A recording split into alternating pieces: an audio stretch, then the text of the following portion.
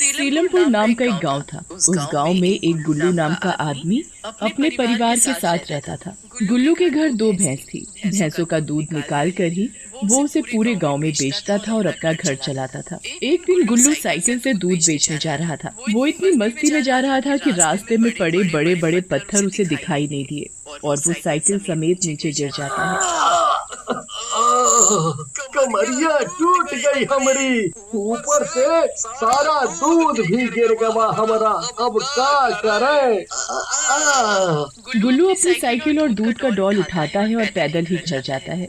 घर पहुंचते ही सूरज अपने बापू से पूछता है, बापू, ये तुम्हारी साइकिल को क्या हुआ? ये तो सारी की सारी टूट गई। ये हमार साइकिल हमका धोखा दे गई कि रास्ता में गिर गई और उसके बाद सारा दूध भी गिर गया। तभी रसीली भी वहाँ आ जाती है और वो भी उस पर हंसने लगती है। हंसो हंसो और हंसो, देखना एक दिन हम इस साइकिल को ऐसा सुधार देंगे कि ये जब चलेगी तो चलेगी नहीं, हेलीकॉप्टर की तरह उड़ेगी। हाँ, sir sir sir sir sir sir sir sir. बापू, अगर तुम इस खटारा साइकिल को हेलीकॉप्टर में बदल दो, मतलब कि साइकिल की साइकिल और उड़ने वाला हेलीकॉप्टर भी, जैसे तुम मुझे कागज से हेलीकॉप्टर बना कर देते हो, बिल्कुल वैसे ही। ये तो बहुत ही पते की बात कही तुमने सूरज बेटा। सूरज के बापू, एक बार कोशिश करके देखिए। सूरज के मामा को बोलकर मैं हेलीकॉप्टर बनाने का सामान मंगा लेती हूँ। एक बार ये साइकिल हेलीकॉप्टर बन जाएगी तो हमारे साथ साथ पूरे गांव के लिए भी भला हो जाएगा। आप सबकी मदद करना जी। फिर इससे फिर क्या था, सामान आते ही गुल्लू लग गया काम पर। उसने दिन रात उस पर मेहनत करके उस साइकिल को हेलीकॉप्टर बना डाला। अब वो साइकिल चलने के साथ साथ उड़ भी सकती थी। जीजा जी, ये तो आपने कमाल ही कर दिया है। दिखने में भी बहुत सुंदर लग रहा है। सबसे पहले मैं जाऊंगा, तुम सब बस मुझे दूर से उड़ते हुए देखना, ठीक है? इतना बोलते ही गुल्लू हेलीकॉप्टर में बैठकर ऊपर आसमान में उड़ जाता है। सभी गांव वाले उसे आंखें गड़ाकर देख रहे होते हैं। एक रात सभी आराम से सोए हुए थे, तभी मनवीर की आंख खुल जाती है। वो गुल्लू के कमरे की खिड़की के पास जाकर खड़ा हो जाता है। मैंने आपकी कितनी मदद की उस हेलीकॉप्टर को बनाने में, पर आपने मेरे साथ क्या किया? मैंने बस बैठने को ही तो बोला था। मेहनत मैंने की, सामान मैं लाया, तभी आपका हेलीकॉप्टर बन पाया। और जीजा जी, ये हेलीकॉप्टर आपका नहीं, मेरा है। इसके लिए मुझे आपको मारना भी पड़े तो मैं मार दूंगा। मनवीर चुपके से कमरे में घुस जाता है। गुल्लू खाट पर सोया था, सूरज और रसीली नीचे चटाई पर। मनवीर गुल्लू का गला दबाकर मार देता है और उसे अपने कंधे पर उठाकर बाहर ले जाता है और कुएं में उसे फेंक देता है। अब ये हेलीकॉप्टर मेरा हुआ, मैं इसे अपने साथ अपने घर ले जाऊंगा। जिस गुल्लू को मनवीर ने कुएं में फेंका था, वो गुल्लू मरते ही भूत बन चुका था। उसे मनवीर की हरकतों का पता चला। वो पीछे से चुपचाप आता है और मनवीर को कुएं में धक्का दे देता है। मनवीर उसमें डूबकर मर जाता है। भूत सीधा अपने घर पहुंचता है और अपनी पत्नी को आवाज लगाता है, रसीली, रसीली, उठो, तुम आराम से सो रही हो और यहाँ हमारी दुनिया ही उजड़ गई पूरी। भूत, भूत, माँ भूत, बचाओ, बचाओ मुझे, माँ मुझे बचाओ। सूरज के बापू, बचाओ हमें, हमारे घर में भूत घुस आया है। अरे शांत रहो तुम दोनों। गुल्लू अब कभी नहीं आएगा, क्योंकि मैं ही गुल्लू हूँ और मैं मर चुका हूँ और मरने के बाद भूत बन गया। ये क्या बोल रहे हो? तुम मेरे पति नहीं हो सकते। मेरे पति तो वहाँ सोए हुए हैं। अरे कहाँ गए आप? भूत सूरज और रसीली को सब बताता है कि उसके भाई ने उसे कुएं में फेंक कर मार डाला और अब वो भी मर चुका है। बापू, ये आपको क्या हो गया? माँ, क्या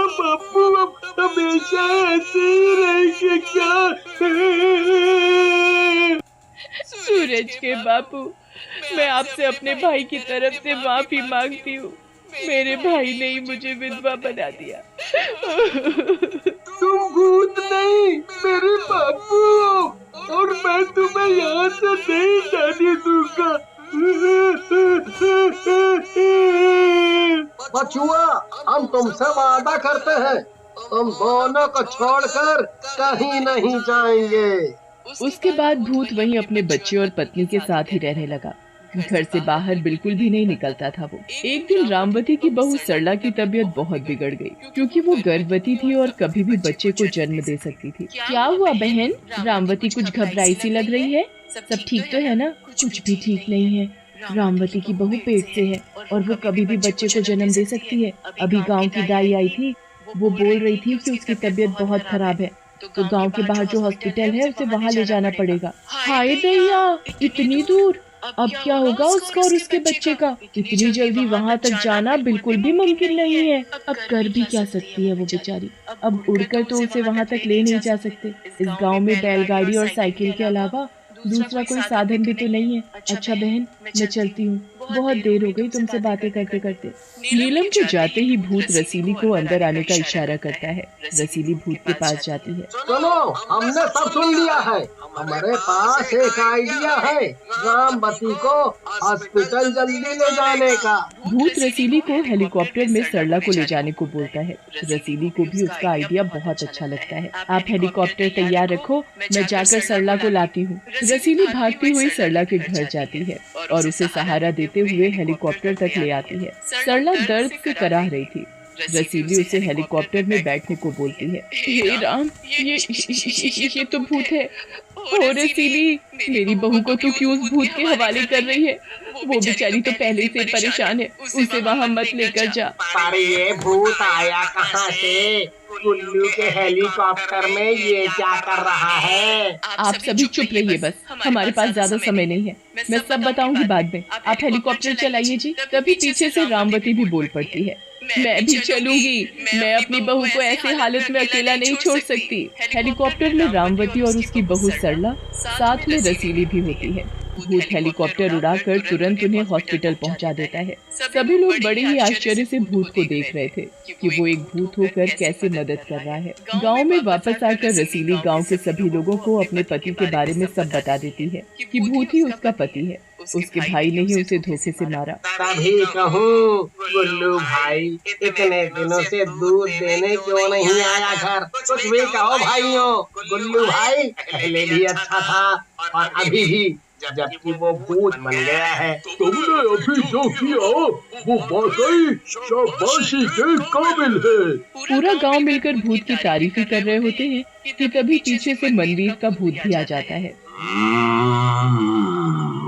वो हेलीकॉप्टर मेरा है, मैं उसे लेकर जा रहा हूँ। ये हेलीकॉप्टर मैंने बनाया है और अब ये हेलीकॉप्टर गांव की भलाई के लिए ही है, समझा? पहचाना नहीं जीजा जी, आपने मुझे धोखे से कुएं में धक्का दे दिया था। मैं तड़प तड़प कर मर गया और अब मैं इस हेलीकॉप्टर को तोड़कर ही दम लूंगा। तुम तो दुनिया के सबसे घटिया भाई हो। मैं तुम्हें इस हेलीकॉप्टर को हाथ भी नहीं लगाने दूंगी। इसके लिए चाहे तुम मुझे भी मार दो। तभी मनवीर का भूत सूरज का गला पकड़ लेता है। अगर कोई मेरे रास्ते में आया तो मैं इसे मार दूंगा। वसीली बहन, बेटे की जान बचा ले, उसे ले जाने दे हेलीकॉप्टर। कभी नहीं, मैं गांव वालों से विनती करता हूँ। गांव के पुराने कुएं में मेरी और मनवीर की लाश पड़ी है। अब बस उस कुएं में आग लगा दो। ये मनवीर का भूत कहीं जाएगा यहाँ से। नहीं, ऐसा मत करना, मैं ऐसा नहीं होने दूंगा। तभी सूरज मनवीर के भूत को धक्का देते हुए घर में घुस जाता है और वहाँ से माचिस और घासलेट लाकर भागता हुआ कुएं के पास जाता है और कुएं में घासलेट फेंक कर उसमें आग लगा देता है। आखिर बेटे के हाथों बाप को मुक्ति मिल ही गई। उसके बाद दोनों भूत कभी गांव में नहीं दिखाई दिए। सूरज ने निशानी के तौर पर अपने बापू का बनाया हुआ हेलीकॉप्टर